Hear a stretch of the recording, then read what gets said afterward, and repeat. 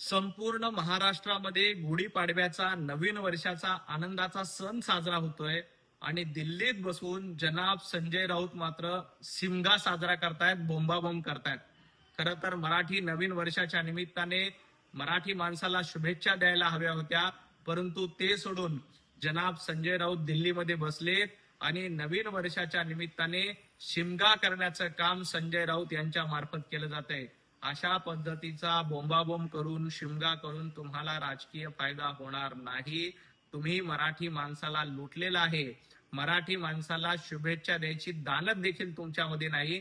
खरं तर आज नवीन वर्षामध्ये मुंबई असेल, महाराष्ट्र असेल, गावागावामध्ये गुढीपाडव्याचा सण अतिशय थाटामध्ये मिरवणुका निघतायत आणि संजय राऊतांकडनं मात्र नवीन वर्षाच्या निमित्ताने शिमगा सुरू आहे.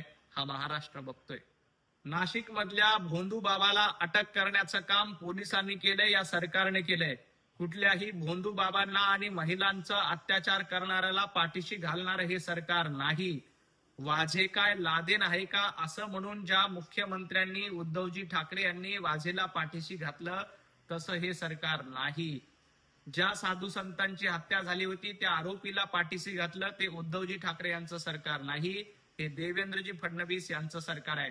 नाशिकच्या भोंदू बाबाला बेड्या घालण्याचं काम देवेंद्रजी फडणवीस यांच्या पोलिसांनी केलंय. या प्रकरणामध्ये कुणीही दोषी असेल तर त्याला निश्चितपणे शिक्षा होणार. पोलिसांनी या प्रकरणात गांभीर्यानं कारवाई केली आहे. इथून पुढे देखील तो बाबा कुणाचेही लागेबांधे असले तरी त्याला सोडलं जाणार नाही. त्याच्यावर कडक कारवाई करण्यासाठी मुख्यमंत्री आणि गृहमंत्री असलेले देवाभाऊ सक्षम आहेत आणि ते निश्चितपणे कारवाई करतील. जनाब संजय राऊत यांनी या प्रकरणात बोलण्याची काही गरज नाही. महाराष्ट्राची एप्स्टीन फाईल काय आहे हे आता तपासातनं समोर येईल. ज्या भोंदू बाबाला अटक केली या प्रकरणामध्ये ज्यांचे कुणाचे लागेबांधे असतील, हे एप्स्टीन फाईल प्रकरणासारखं ज्याचे कुणाचे लागेबांधे असतील त्याला कुणालाही सोडलं जाणार नाही. पोलीस या प्रकरणाची कसून तपासणी करत आहेत. या प्रकरणामध्ये जो कोणी दोषी असेल त्या सगळ्यांवर पोलिसांकडनं, गृह खात्यांकडनं कारवाई केली जाईल. कारण मुख्यमंत्री देवेंद्रजी फडणवीस हे महाराष्ट्राचे सक्षम गृहमंत्री आहेत. ते कुठल्याही दोषी आरोपीला सोडणार नाही. आणि संजय राऊत एप्स्टीन फाईलच्या गप्पा तुम्ही करू नका. ज्या पाटकर फाईल्स मध्ये तुम्ही आधीच आरोपी आहात, ज्या पाटकर फाईल्स मध्ये तुमचा बुरखा फाटलेला गेलेला आहे, ती पाटकर फाईल्स एकदा बघा. महिलांवर कशा पद्धतीनं अत्याचार केले हे पाटकर फाईल्सच्या निमित्ताने समोर आलेलं आहे. त्यामुळे जनाब संजय राऊत, तुम्ही एप्स्टीन फाईल बघण्यापेक्षा, या भोंदू बाबाचं वागणं बघण्यापेक्षा त्या भोंदू बाबावर कारवाई करण्यासाठी देवेंद्रजी फडणवीस सक्षम आहेत. तुमची पाटकर फाईल्स एकदा बघा. ऑपरेशन टायगर कधी होईल, कसं होईल याचं भाकीत संजय राऊत यांना सांगता येत नाही. जेव्हा 40 आमदार संजय राऊत तुमचं सरकार असताना, उद्धवजी ठाकरे मुख्यमंत्री असताना तुमच्या नाकाखालून निघून गेले, तुम्हाला कळलं नाही.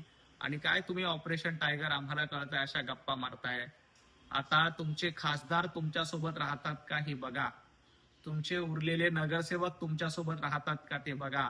अनेक महापालिकेमध्ये तुमचे नगरसेवक सोडचिठ्ठी देत आहेत आणि इतर पक्षांची हात साथ देत आहेत. तुमचे असलेले उरलेले उभाटा सैनिक, शिल्लक सैनिक देखील तुमच्यासोबत राहत नाहीत.